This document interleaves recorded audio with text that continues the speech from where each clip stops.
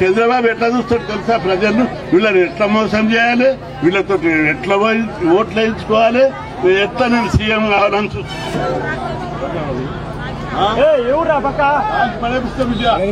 తక్కువని కాను.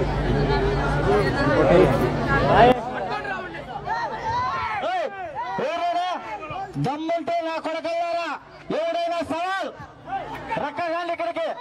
మీరు ఆయనకు మీరు నిగరంగా పుట్టింటే ఎవడైనా సరే రాండి, ఒక్కొక్క సవాల్.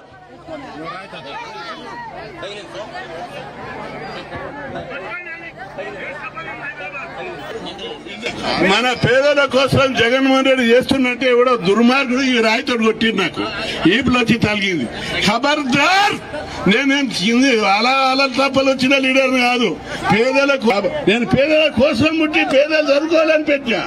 నిజంగా ఎవరికైనా చిత్తశుద్ధి ఉంటే రాజకీయ నాయకులకు సవాల్ చేయి. మీ పార్టీ ఇండియాలో చెప్పుకోదగ్గ బీసీ నాయుడు కిషన్ అన్న మీద పైన పడాల్సింది మా ఇద్దరికి భుజం ఈపు మీద పడింది. ఇది పిరికోలు చేసే పని. పిరికోలు ఇదే పని చేస్తారు. జగన్ అన్న కూడా సంపాలని చూశారు. ఈ రోజు బీసీ నాయకుని కూడా తల పగల కొట్టాలని కసితో ఇతను వచ్చి బీసీలందరికీ కూడా న్యాయం జరిగింది. మన ఆంధ్రప్రదేశ్ లో బీసీలంతా హ్యాపీగా ఉన్నారు. ఇంగ్లీష్ మీడియం అనే కాడికి వాళ్ళు ఎవరో తట్టుకోలేక ఈ రోజు రాయటం ఇది ధర్మం కాదు. ఇది చూస్తున్నారు ప్రజలంతా కూడా. అంటే మీ బీసీలు మాట్లాడకూడదా? బీసీలు మాట్లాడితే ఇలా చేస్తారా? మీకేమన్నా దమ్ము ధైర్యం ఉంటే, మీకేమన్నా మొగతనం ఉంటే నేరుగా రాండిరా. ఎందుకురా ఈ గుంపులో దుక్కులాట?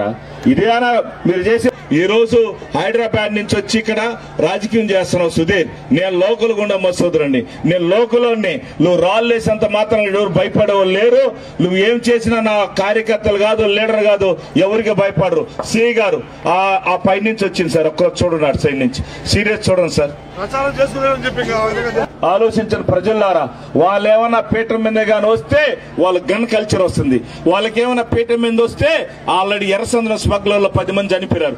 ఇదే ఏరిపల్లిలో దాదాపు 17 మందిని పట్టున పెట్టుకున్న ఫ్యామిలీ అది. మీకు ఈరోజు చెప్తా ఉండా, అటువంటి నాయకులు మళ్ళీ కల్చర్ చూడు. 17 మంది చచ్చిపోయిన కృష్ణ మీద రాయిదాది. కాబట్టి ఇటువంటి కల్చర్ ని ఇంకొకసారి మేము సహించాం. ఖబర్దారని చెప్తే